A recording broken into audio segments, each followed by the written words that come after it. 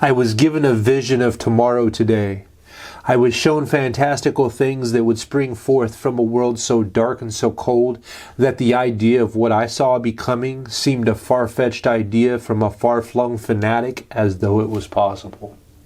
That started just before I was saved, and just 10 years ago, the moment that I began becoming intimate with Yeshua, who is the Messiah, his fanaticism rubbed off on me as his ideals braided themselves by his Spirit into my soul, and it all made sense.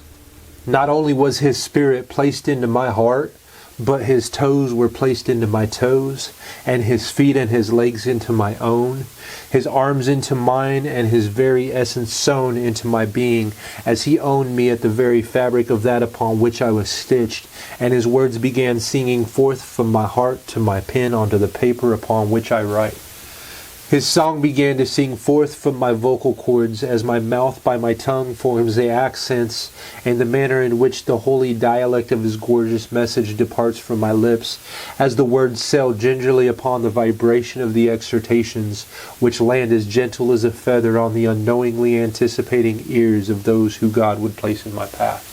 And as I threw my hiking pack on my back, I ran the excited toddler's waddle towards my daddy in Jesus' name, across a truly hostile land in a country written off as doomed in a book written a little less than 2,000 years ago, on an island where a man was sent as a prisoner to later become known as John the Revelator. I ran into the arms of my daddy in heaven, and in the truest character of a truly doting father, he taught me to walk and not stumble, how to run and not fall. He taught me how to speak in truth and light, and to seek him for who he is and not who everyone else says he is. He taught me how to bring myself low as he raised me high, to see the secret things that so many talk about in the heated debates among those who read about it, as their opinions of what they think causes division, because everyone seems to know it all in a day and age where all of your answers lie at the finger's ability to Google what was meant when this was said by kindly so-and-so in said book, chapter, and verse.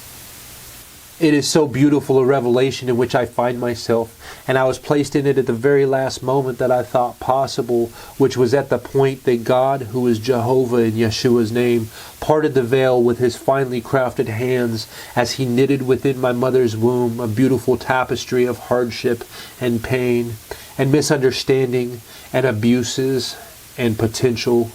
and purpose and cause, and a worth signed, sealed, and delivered to my heart, only to be discovered on the day where I, in my ignorance and pride, parted with all that I only thought that I knew, to lay myself bare, broken, and naked before the throne of grace, as I offered my heart to the Spirit of Yeshua, offering myself up as a fragrant, living sacrifice with the only being on, in, or above creation who has never, nor will ever hurt me, or abuse me, or lead me to any level of demise. Emmanuel, God with us. I was given a vision of today many yesterdays ago, and I walk in full confidence as my footfall lands deeply planted into the foothold which was carved by a loving and caring God and Creator far before the dawn of time. And in that confidence, as my next foot comes forward,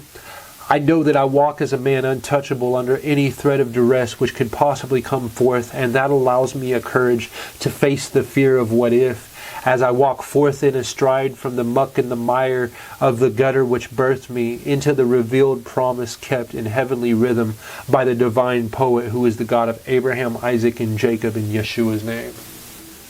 I walk out a pre-told path foresaw by the one who spoke me into being, and walking forth as his poetry in motion, I know that without a doubt I am loved and I am cared for, and I simply am, because by his grace I go.